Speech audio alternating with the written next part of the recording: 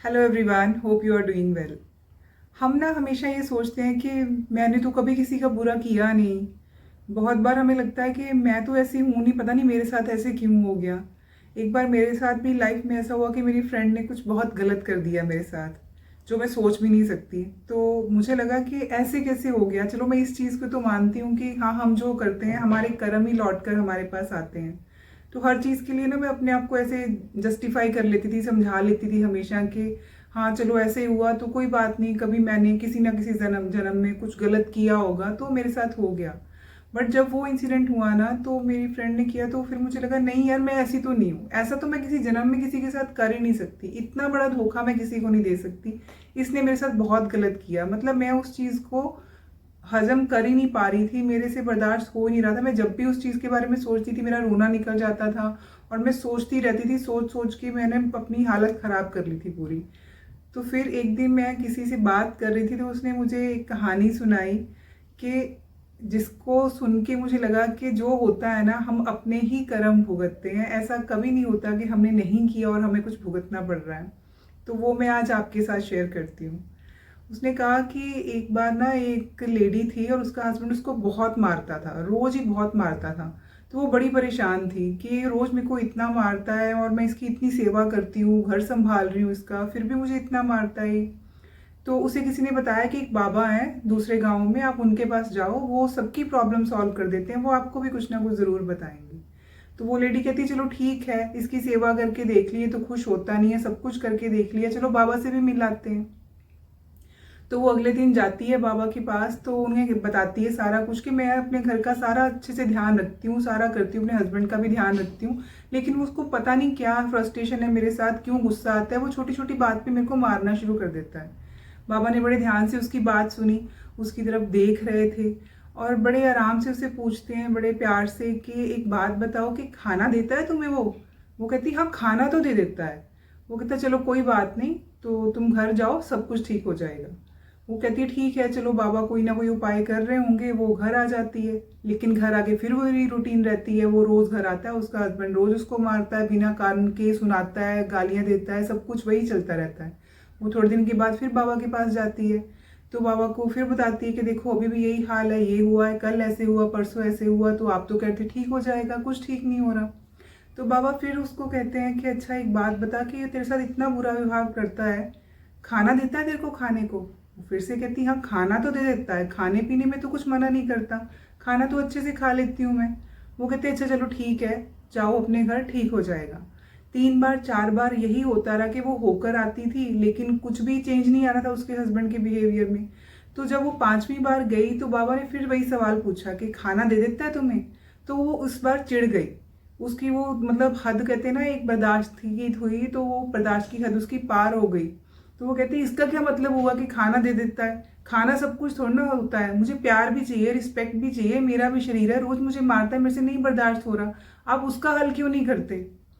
तो बाबा मुस्कुराए और कहने लगे कि पिछले जन्म में ना ये जो तेरा पति है ये तेरा बेटा था, तो इसे बहुत मारती थी, बहुत मारती थी, सबका गुस्सा इसी के ऊपर निकालती थी, और इसे घर के बाहर दरवाजे के बाहर बिठा देती थी और खाना भी नहीं देती थी, भूखा सुलाती थी इसको बहुत बार। वो तो तेरे को फिर इस जन्म में खाना दे रहा है, भूखा नहीं सुला रहा। जो तूने किया है उसके साथ पिछले जन्म में वही लौट कर तेरे पास वापिस आ रहा है। तो उसके पास कोई जवाब नहीं था, वो बिल्कुल चुप हो गई। तो बाबा ने कहा जब तेरे कर्म कट जाएंगे ना, जितना तूने उसको तड़पाया है, तंग किया है, जब वो तेरा टाइम निकल जाएगा तो तेरा पति भी अपने आप तुझे मारना बंद कर देगा, तो और तुम्हारा रिश्ता जो है ठीक हो जाएगा। उसके बाद वो लेडी अपने घर आ जाती है और उसको तसल्ली हो जाती है, जो उसके अंदर क्यों थी ना वो क्यों खत्म हो जाती है। ये कहानी सुन के मेरे अंदर की भी क्यों खत्म हो गई कि ठीक है इस जन्म में मैं ऐसी नहीं हूँ, हो सकता है पिछले पता नहीं कितने जन्म निकाल के आई हूँ, किसी जन्म में मैंने भी किसी को ऐसे धोखा दिया होगा, इसलिए मेरे साथ हो रहा है। हो गया, निपट गया, हिसाब किताब खत्म हो गया, शुक्र है भाई खत्म हो गया। अब मैंने झेल लिया, अब आगे से मैं उसको किसी जन्म में नहीं मिलूंगी। तो इस चीज़ ने ना मेरे ऊपर बहुत इम्पैक्ट डाला। मेरे को ये चीज़ समझ में आ गई, बहुत अंदर तक मैं अपने आप को ना समझा पाई ये चीज़। जब भी मेरे को अब लगता है ना कि कुछ गलत हो रहा है, तो मैं बस मेरे अंदर से जो क्यों हमें परेशान करती है ना, क्यों हुआ, क्यों मेरे साथ ही, क्यों मैं ही, क्यों वो क्यों खत्म हो गई। और ये मैंने खुद फील करके देखा है कि जब ये क्यों खत्म हो जाती है ना हमारे अंदर से, तो हम खुश रहने लग जाते हैं। अच्छा मैंने ही किया था, मेरे से ही हो गया, क्योंकि घर पे भी हमसे मान लो कोई गिलास टूट गया, कोई चीज़ खो गई या कोई गलती हो गई, तो हमें ये चीज़ समझ में आ जाती है कि हाँ मेरे से हो गई गलती, इसलिए ये नतीजा निकला है। तो जब हमें रीज़न समझ में आ जाता है ना कि क्यों हुआ, तो हमारे अंदर जो वो थॉट्स चलती हैं वो रुक जाती हैं। तो इसका मुझे ये बड़ा फ़ायदा हुआ कि मेरे अंदर जो क्यों चलती थी ना, जो मुझे परेशान करती थी, क्रिप करती थी मैं, वो रुक गई। तो मैंने ये सीख लिया कि चलो पास्ट में जो कर दिया वो कर दिया, अब तो मुझे पता है ना कि मेरे ही कर्म लौट के आने वाले हैं, तो आगे का ध्यान रखते हैं, हमेशा दूसरों के लिए अच्छा ही सोचते हैं, जितना हो सके अच्छे ही कर्म करते हैं, क्योंकि लौट कर तो अपने पास ही आने वाले हैं। तो इससे मेरी लाइफ के प्रति ना एक नज़रिया बदल गया। आई होप कि आपका भी बदले और आप भी अगर कहीं जूझ रहे हैं इस चीज़ के साथ, अपनी किसी इंसिडेंट को एक्सेप्ट नहीं कर पा रहे हैं, तो इसलिए मैं ये कहानी शेयर करना चाहती थी कि आपको भी कहीं अगर हीलिंग मिल सके इससे, तो आप भी हील कर पाएँ। क्योंकि गॉड का ना हमें जब वो इस दुनिया में भेजते हैं, वो कुछ सिखाने के लिए ही भेजते हैं, और जब तक हम वो अपना लेसन सीख नहीं लेते ना, भगवान हमारी ज़िंदगी में बार बार ऐसे लोगों को भेजते रहते हैं जब तक हम अपना लेसन सीख नहीं लेते। या तो कर्म लौट कर आया है, या भगवान तुम्हें कुछ सिखाना चाह रहे हैं कि हे भगवान सीख जाओ, बुद्धू हो सीख जाओ। बार बार तुम्हारी ज़िंदगी में वैसे लोग आते रहेंगे जब तक तुम अपना लेसन सीख नहीं लेते। और जब भगवान को लगता है, यूनिवर्स को लगता है कि तुमने अपना लेसन सीख लिया, उस टाइम वो चीज़ें होनी तुम्हारी लाइफ में बंद हो जाती हैं। तो ये आप पे डिपेंड करता है कि आप कितनी जल्दी अपना लेसन सीख लेते हैं, कितनी जल्दी आप चीज़ों को एक्सेप्ट करना सीख लेते हैं।